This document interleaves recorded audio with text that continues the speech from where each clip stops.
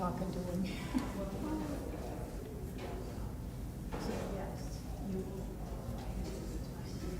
Gene Ford, yeah, they tell me who you are, 'cause I don't recognize the voice. You'll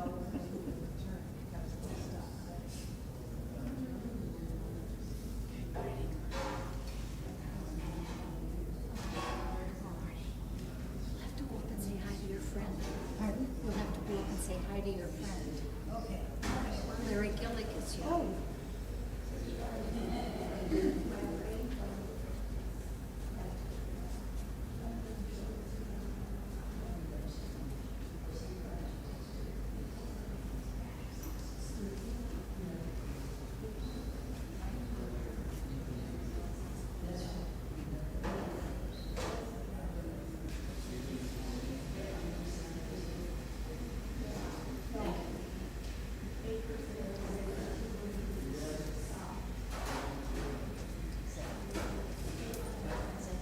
Yeah. He knows my ways. He's been doing my ways.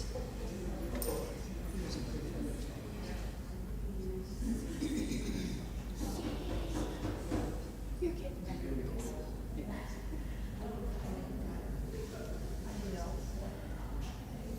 I swear, they want to do it. Anything's in charge. I don't need any. Amen. And the technology.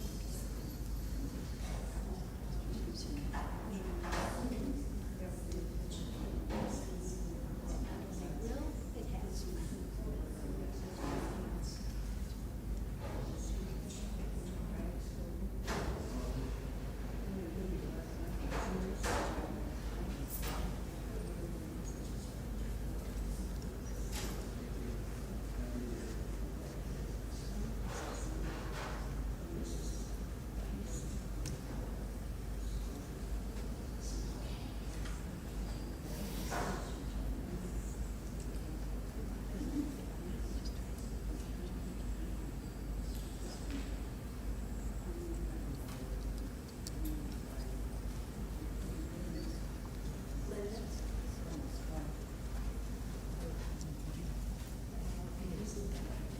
Who's our technician?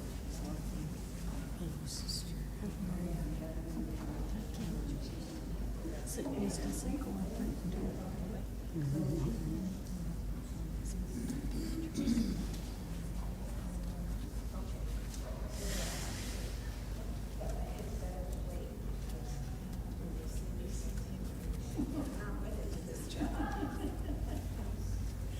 I hear you. Morning. Morning. How's it going? Today's so good. Have you heard from any of the people? Are they getting this?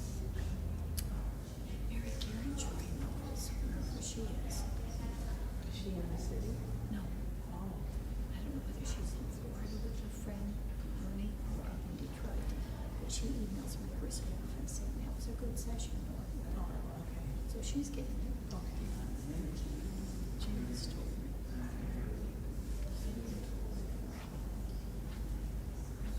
Found, and Val watched a couple.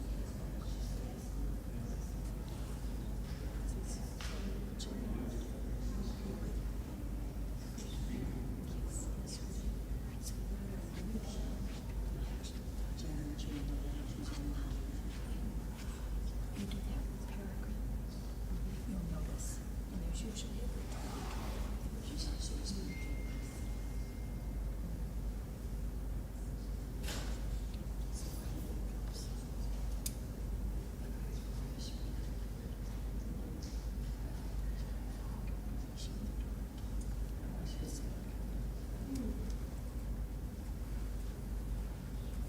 I'm gonna just make a couple of announcements, so you probably don't need to put that on there. I'm not gonna say much about Mary because. I think it's insane. I'm going on this side. People on my stream will be there. No biggie. Lisa thought it was a big deal. What's this? Lisa thought it was a big deal, but we should. This is what it is.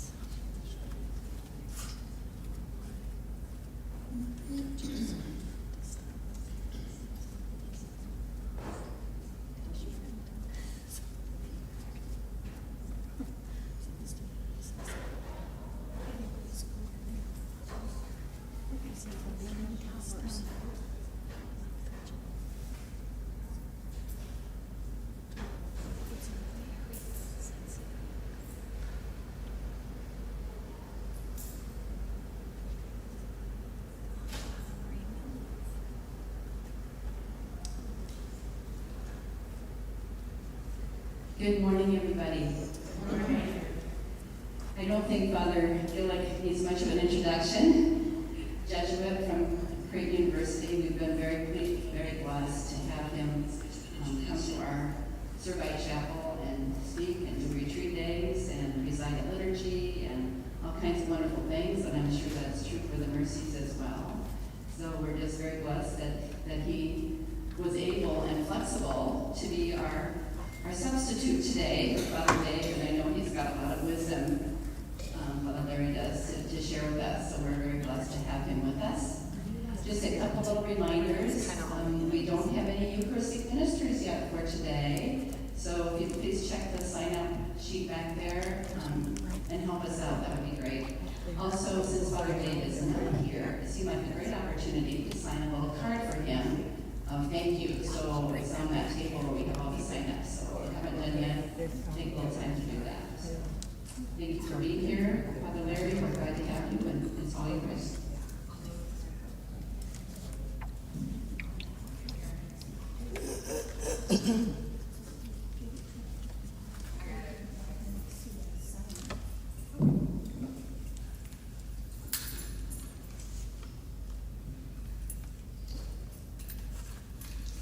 Well, I have nothing else to do today. Might as well come out in the rain. I was praying this morning with the gospel for today. You might have read it, but we'll talk about it. But it's about the person who built a house on rock. And I was reading my fingers, and it said, and the rain came, and all of a sudden, just when I said, a huge bolt of thunder. She came. So I had this reading and about the man that built his house on rock, and just as and they said, and then the rains came, and right then a big bolt of thunder. Okay. You got the picture. So we'll talk about that at Mass time. I'm of course, very glad to be with you. And how you ever got Dave Corth is they need to clone him. I mean, he does everything. I'm sure you've enjoyed him. He and I have been friends for 30 years.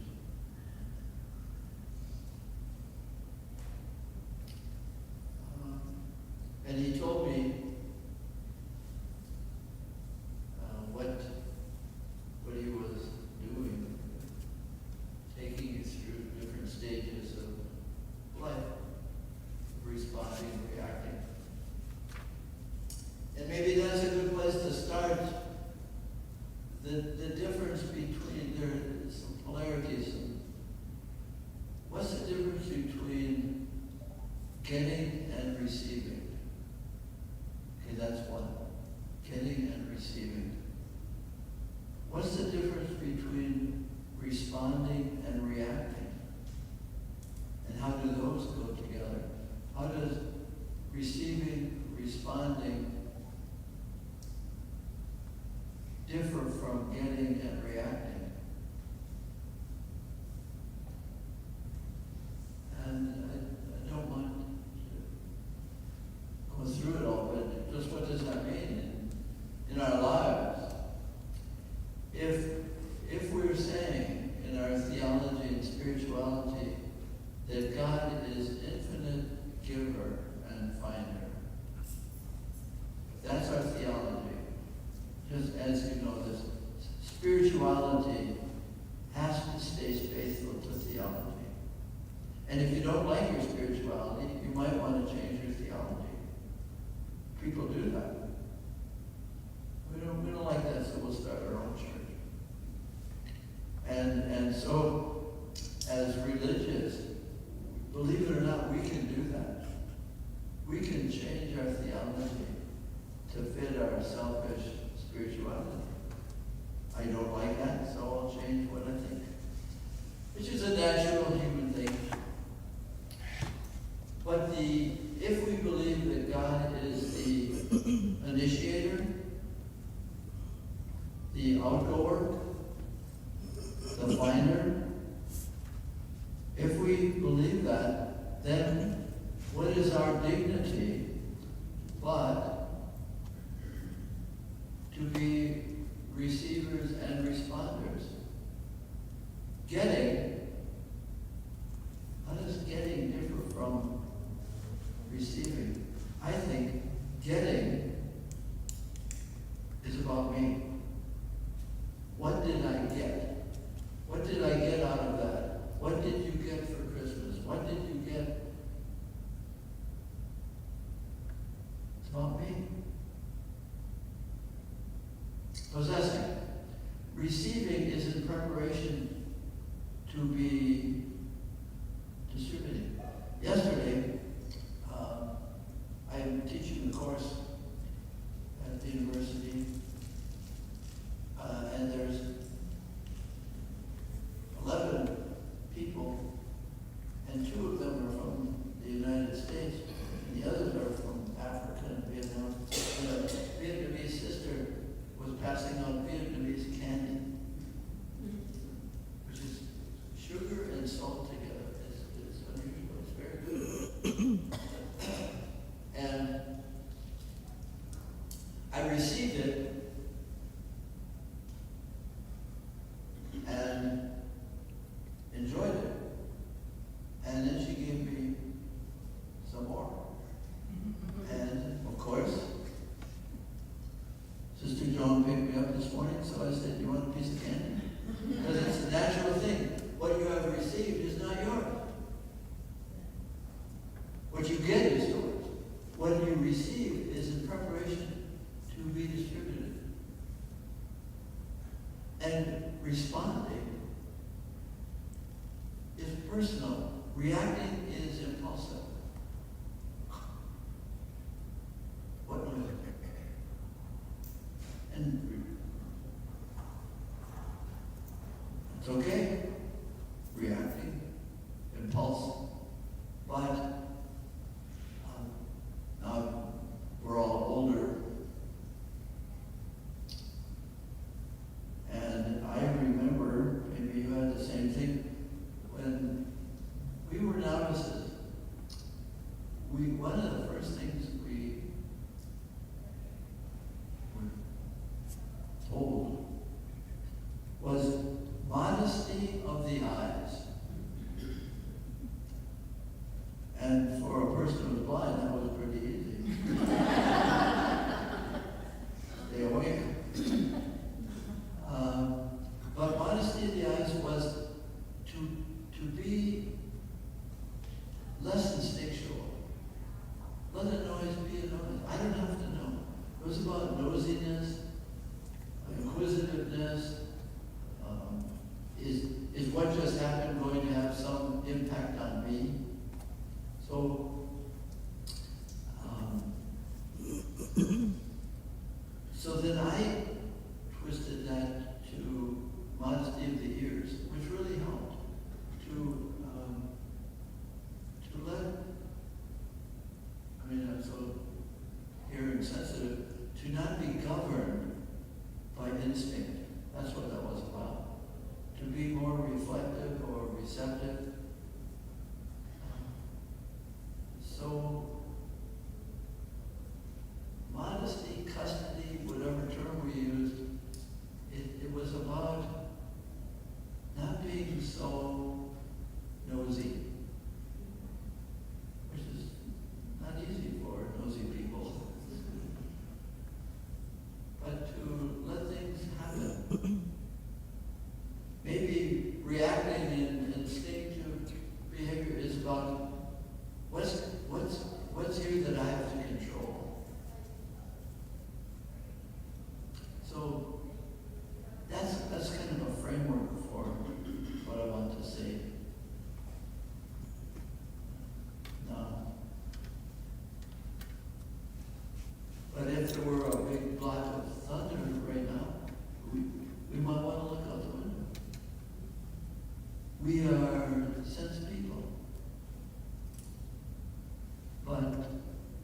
do they control us, or do we relate with them different?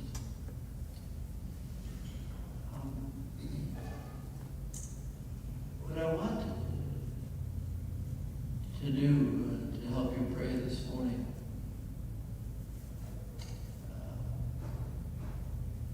is starting in Luke 19, the first story in Luke 19. But the last part of Luke 18 will help. This very story is also in Mark 10:46. This is Luke 18, the end of 18. It's about sitting at the side of the road, this man, and Mark is his name is Bartimaeus. And he's blind, but he can hear well. And he hears that Jesus is passing by.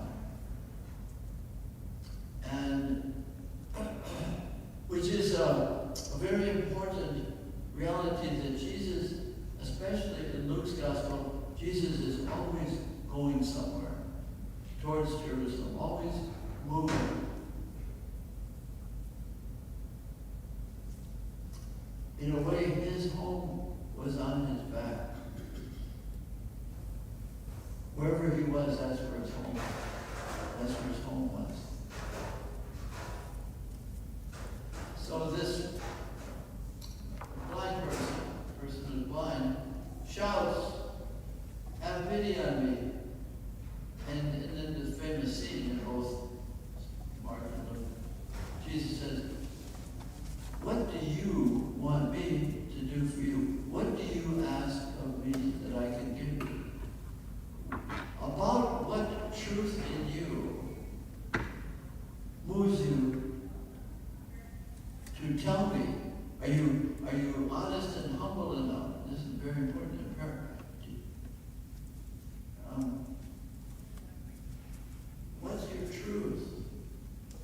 And can you articulate it? And the guy says, "Lord, that I may see." He said,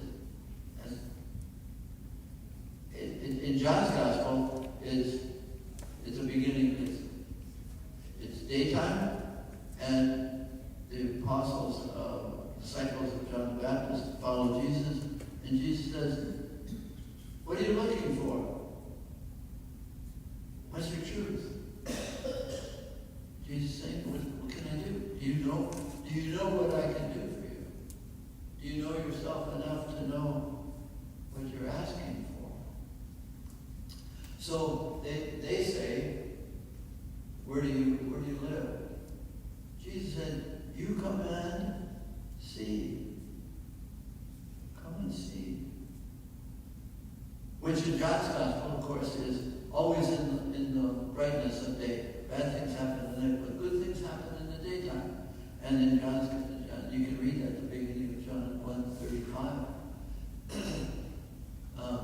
Come and see. And in the prologue in John's gospel, in the beginning was the Word, and the Word was with God, and the Word was God. He said, He pitched His tent among us. He established a dwelling among us. He made His home in us. And that's kind of where I'm hoping you can pray this morning. That can I be at home in my truth? That takes great humility to really be honest with yourself. Let me say that again. It takes humility to be honest. It takes humility to be at home with who I am. And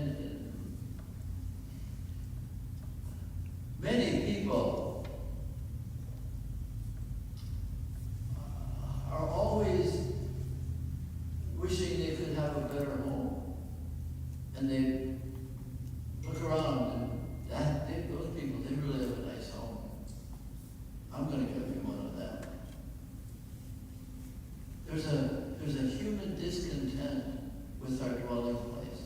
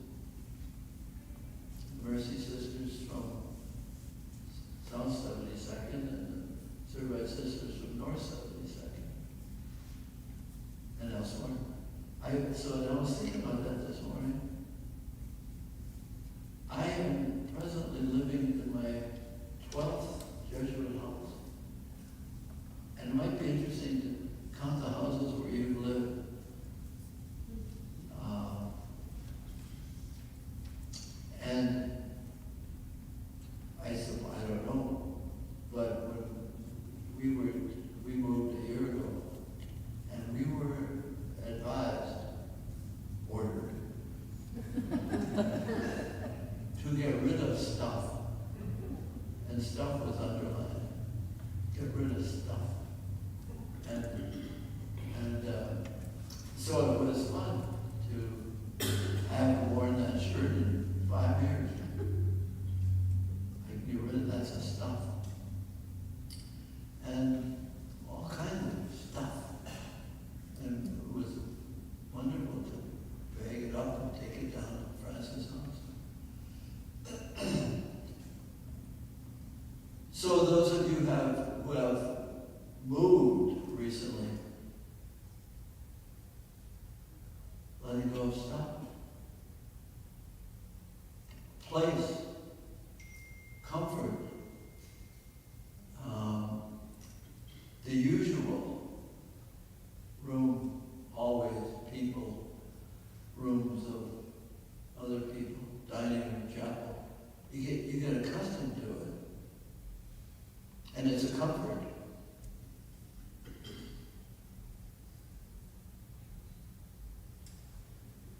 What's going on is, can I leave that home and stuff to accumulate more stuff?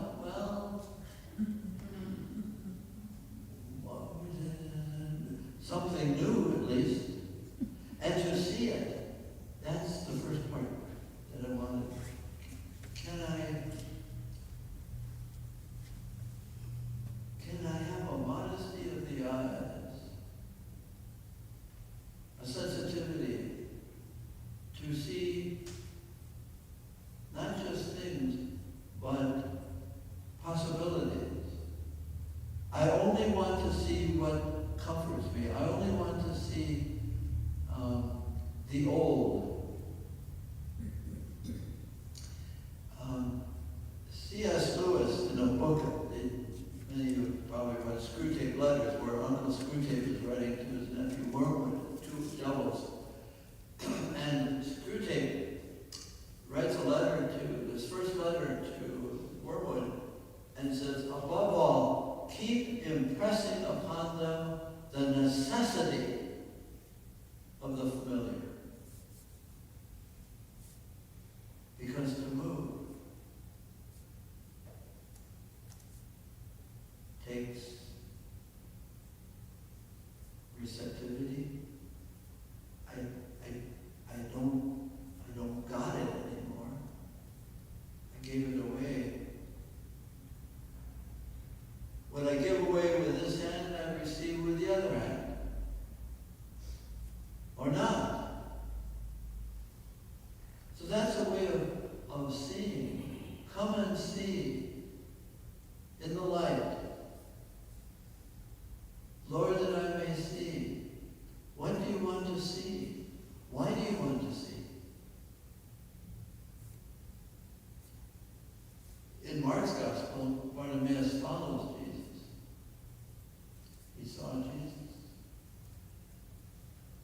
That is a way for us religious to have a custody or a modesty of the eyes that wants to see not the person of Jesus, but what he gives. The giver. And to not judge it, to not, maybe to receive something and you can't open it yet.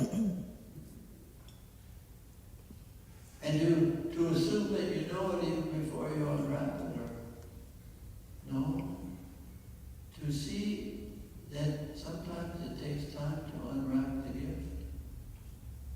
And to assume that you know what's in the gift by the wrappings, not always true.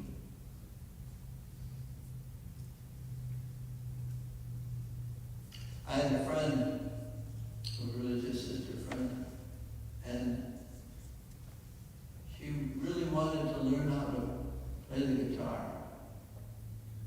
And I played the guitar a little bit, and I tried to teach her.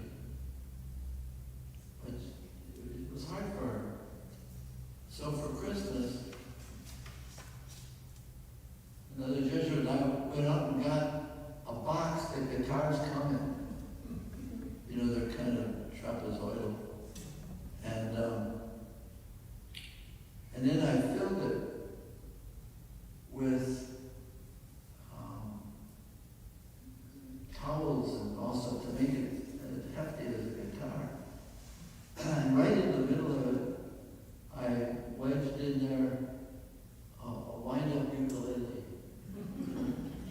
played You Are My Sunshine. And she was so excited that she was getting a guitar. Don't judge the guitar by the cover of the box that comes in. That probably wasn't very nice, but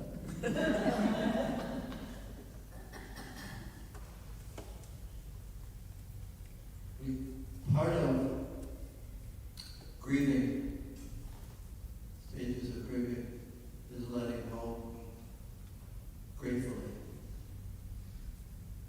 Because something's going to be given. The God who gives, gives again. We say, no, this is fine, no more please, not less. No.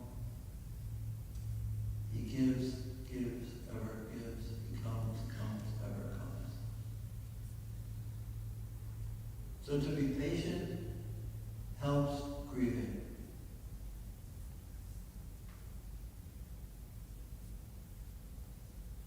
But in the midst of grieving, it's hard to believe that there will be also new receiving. Grieving, receiving. Grieving that what we're holding on to is life-giving, is mine, it's me. And the giving God is constantly creating us, giving us something new. We say, no, I don't want anything new. I don't want any new persons, place, experience. I want to go back. I want to remain. So I don't have to grieve. So I am egotistically satisfying myself. God, you can keep other gifts for other people. Because if you're going to give me gifts, I have to let go of this. I don't want to do that. Okay, that's the first part, if that makes some sense. The second part is Luke 19, so it follows the curing of that man. Immediately, and this is the text, it doesn't say he immediately got his sight. Got his sight back. No. He received his sight. And maybe by receiving that sight, his vision of receiving other things was really what seeing is.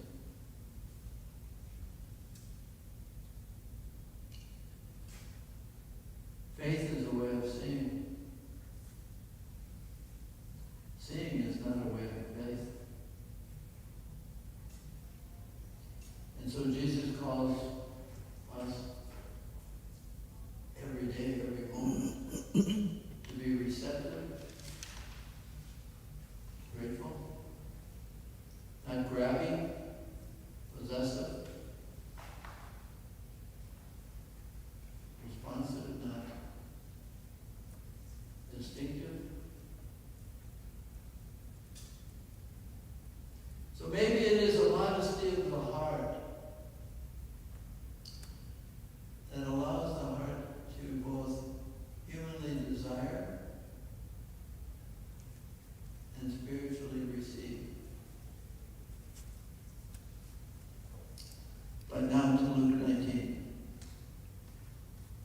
But this part is the second part of what I came to share.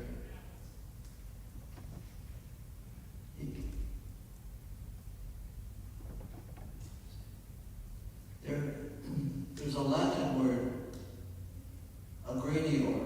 It means I go out toward.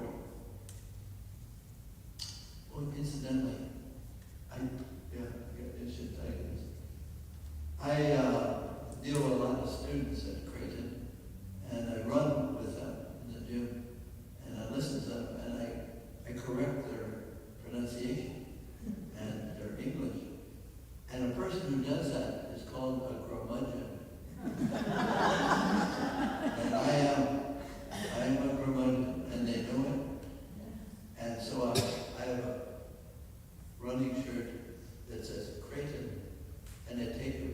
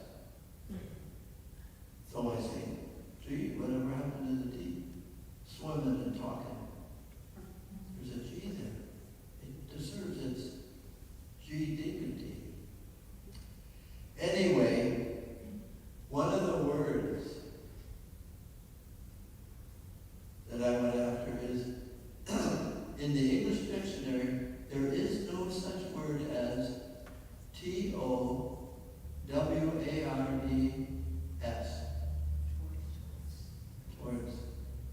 There is no such word as towards. It's toward. Curmudgeon at work. So here we have a God that goes out toward us. Aggression, in the real meaning, is a going toward. So we have here a perfect picture in Luke of the aggressiveness of Jesus. And in Luke's gospel, Jesus always going. He came to Jericho and entered to pass through. Always on the move, aggression, in the good sense. Now you know the story, and I won't completely go through it, but it's Zacchaeus, and he's up in a tree, which is not his home. But he wanted to see who Jesus, the text says, who Jesus was. As a fact. Not who Jesus is as a reality. He wanted to know some physical facts about Jesus.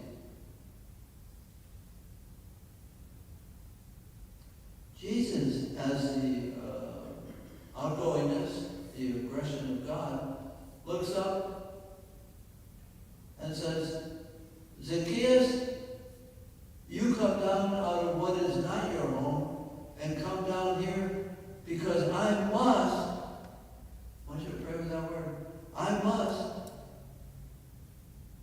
stay at your house. I've come to stay. I've come to stay at your house. But you're not living in your house. Okay? Nowhere else did Jesus say, I must stay. It is in me to stay. An inner necessity. I have to, want to, long to. I want to stay at your house. If you can be in your house, if you're not there, it won't be you. If you're next door looking for a better house, I can't go there because that's not your home. And we have all experienced jealousy and envy and longing for places, people, personalities, whatever. It's hard to stay at home with ourselves. It really is.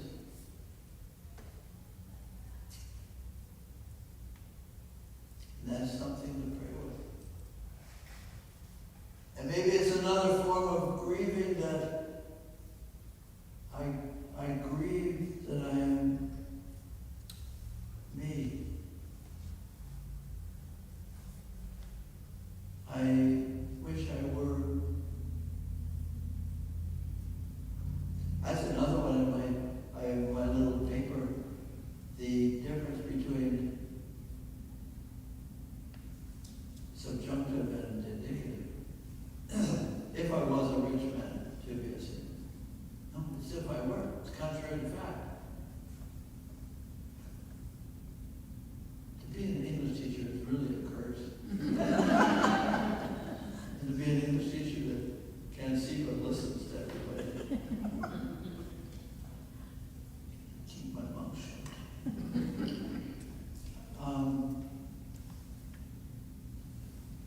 If I only were, and we can live in the if, that's not our home.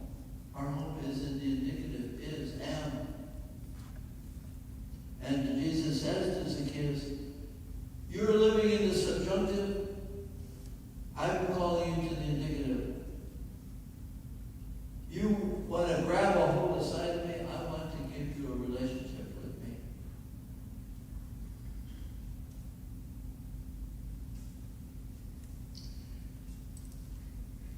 The beginning of the semester with seniors, we give a little two-page, two questions, a little thing. And the very first question is, can you describe God's relationship with you? This is in theology of the spiritual exercise. Can you describe God's relationship with you? Everyone. Their very first sentence is a description of my relationship with God. That's not the question. My relationship with God then is my establishing the relationship. And Zacchaeus wants to establish a distant, speculative relationship with Jesus. He can say, my relationship with Jesus. What we are about as religious is to constantly receive the relationship that God initiates, that God is the aggressor, God is the finder, as we see here. But it's that interior, I want to help you be at home with yourself. And, of course, what we see is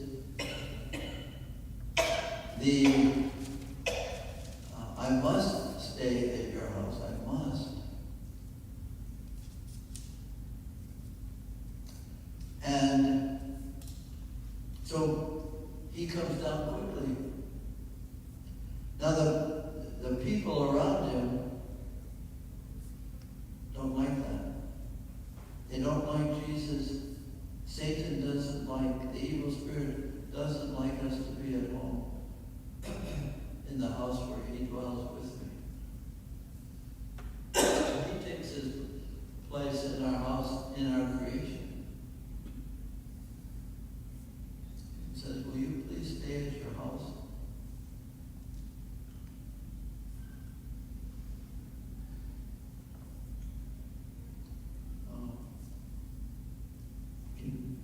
You know this. In John 15, so this is in John 1, come and see. And then you have the whole theology of the book of signs. Keep looking at the signs. The changing of the water into wine, the curing of the men who are blind, the distributing of the bread and fish. Come and see. Come and see who I am by what I do. Come and see what I do. And you'll know who I am.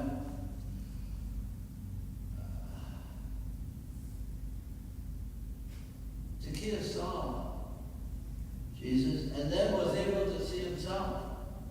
Come and see. Come and see the signs that I made my home in you. As it says in John 15, remain in your house. Make your home in me as I have made my home in you. So that this transcendent God takes up permanent dwelling in our residence, in ourselves. Very hard to believe that. You know, it's just see if this is true in your life. It's easier to believe that there is a God than to believe what God says about each of us.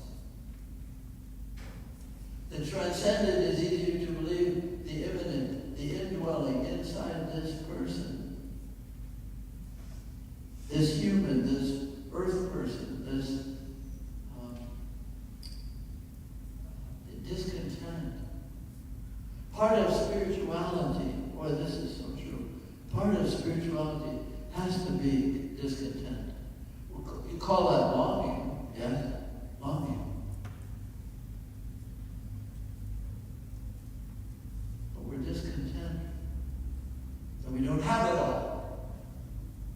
I'm not at all. Want to be. Want to be God. You want to be God. And you've tried being God in your life.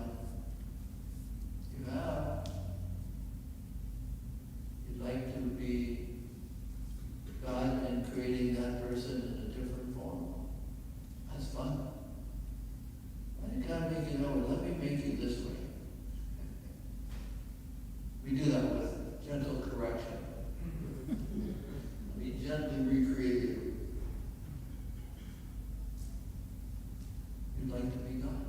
We'd like to have fullness. And we don't like longing. And to be human is to have longing. And longing is the best gift God can give us. And we hate it. We do, and it's the best gift because it leads to Him. That anything you long for is going to be a disappointment. Whatever is the best cookie I'm ever going to eat. No, it's not. Because it's going to go away. And it could be better. Everything could. But we were born. The instant we were born, we were saying, more please. Physical nourishment, friendship, family, books, clothes, more please. Why? Because we don't like longing. And to make our home without all the furniture that other people have, to have my home with my furniture, my personality. Zacchaeus, you got to remember, Zacchaeus was not a very popular fellow. He was a Roman tax collector ripping off his Jewish neighbors and skimming off the top. He was a sweet old boy. As they say, an SOP. Sweet old boy. They didn't like him. He wasn't popular. He didn't like himself. And he had temporarily decided what was going to fulfill his longings, but it's temporary. So my house, me, like any house, while I'm giving away stuff, I'm collecting more stuff. Fun. This morning, when I was thinking about what I was going to say, I went around my room and touched things that weren't here when I came. I had thrown away them. Got new clothes, some new clothes. Somebody gave me a new pair of sandals Tuesday night. Very nice. I'm filling my room with stuff. But I long for God, but I'll take it in a temporary form. Well, he left, then you understood what I was saying. I want God, but right now I'll settle for God. Maybe God this.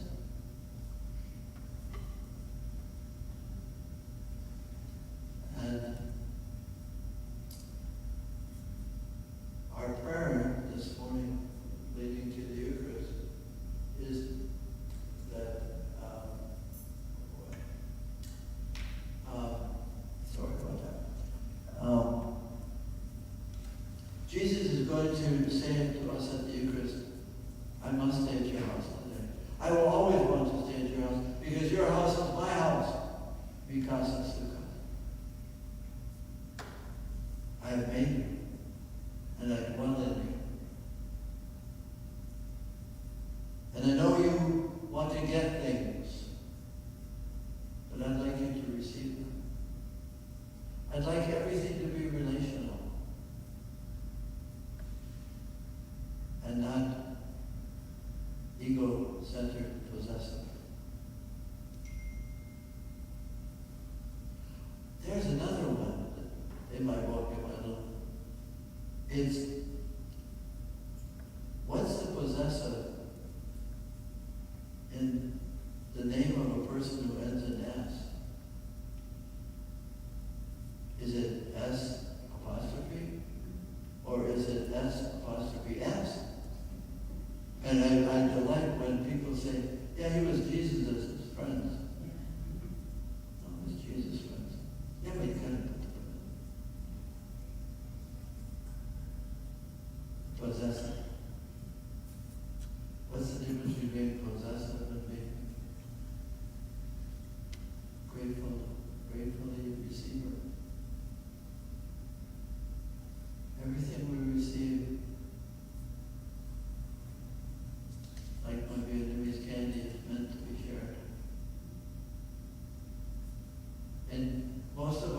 this room have lived that. You have lived generously what you have received.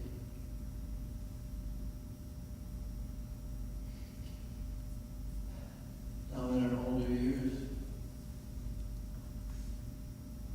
receiving and distributing is different. Maybe the question is, if I am at home, I will have visitors. If I'm not at home, people will know I'm not at home.